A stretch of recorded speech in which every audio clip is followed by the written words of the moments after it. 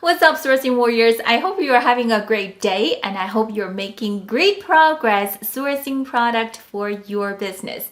One of the keys for the Amazon FBA seller to be successful is to differentiate the product because the competition is getting more and more intense. To differentiate the product, a lot of times it involves tooling. This is so intimidating for many beginner sellers. So in this video, I'm going to explain what is the tooling and how to negotiate the tooling price with the Chinese suppliers.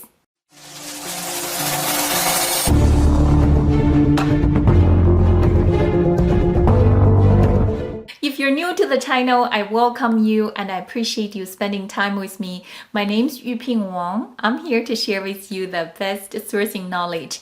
This is the place to be. If you wanted to learn the best sourcing knowledge, be sure to subscribe and turn on the notification bell so you know when I release the next video. So what is a tool? A tool is a general term for many things. It could be a mold, a jig, a fixture, a die. For Amazon FBA sellers, most likely if your product is a plastic part, you're talking about an injection mold. Let me give you an example. Okay, in my hand, this is a measuring cup. If you wanted to use the supplier who owns the tool for this measuring cup, what you can do is to change the color. All they have to do is to use a different color of a resin. Or you can change the printing on the handle. But you cannot change the size and the design of the cup. For example, I want this cup to be gigantic. Obviously, the tool is only making this size and you cannot change the design. Like I wanted to make this measuring cup to be star-shaped. Obviously, for both, you will need a customized tool for your customized product. So what are the factors affecting the price of the tool? First is the size of the tool. For example, to make this measuring cup versus making this little ring for the measuring cups. The tool for the cup is going to be more expensive than the tool for the ring because it takes a bigger chunk of a metal to make a tool to accommodate this cup. Second is the number of cavity of the tool. Cavity is basically meaning the negative space, the hollow space inside of the tool. For example, you wanted to make this little ring for the measuring cup. You can design a tool with two cavity, meaning there's two empty spaces for the material to be injected. When the material cools down, two pieces will be shoot out.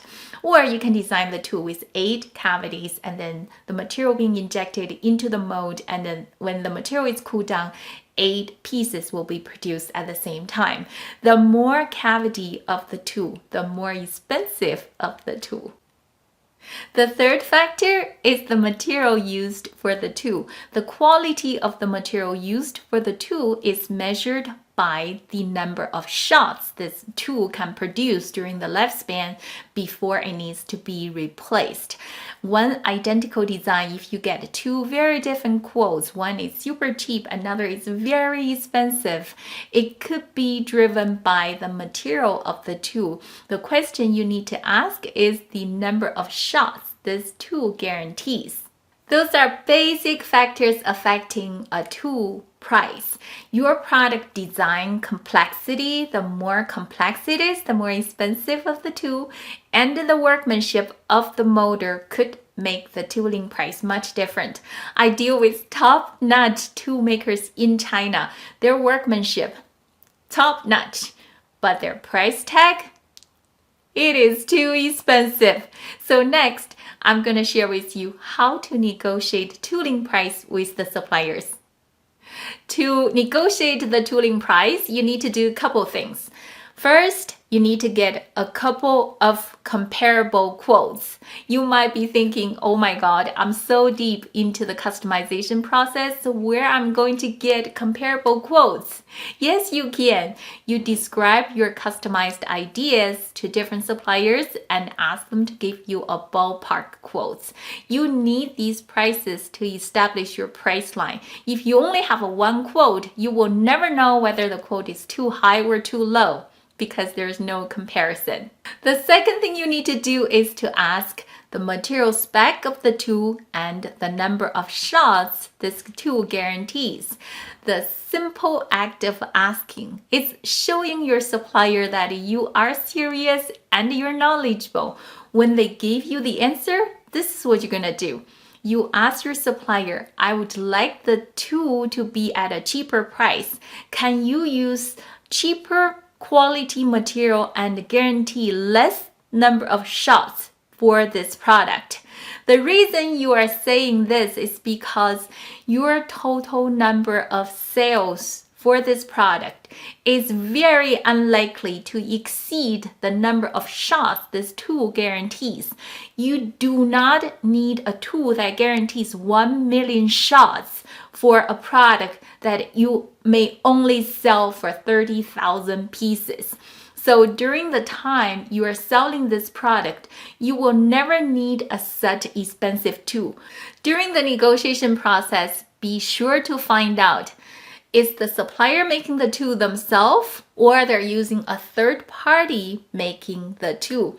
It is okay if they use a third party because not all the factories have their own tooling department, but it is your job to point out, I don't mind you use your trusted, competent third-party tool maker to make my tool, but I sure hope you don't add markup to the price of the tool.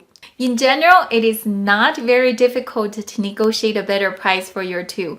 The biggest headache when it comes down to dealing with customized tooling is after you make the down payment, the supplier is not able to produce the parts to meet your specification. And during the time you own your tool, they may use your tool to produce other people's parts. You might be thinking, I have my customized logo on my tool. To tell you the truth, there are tricks the supplier can use to still use your tool.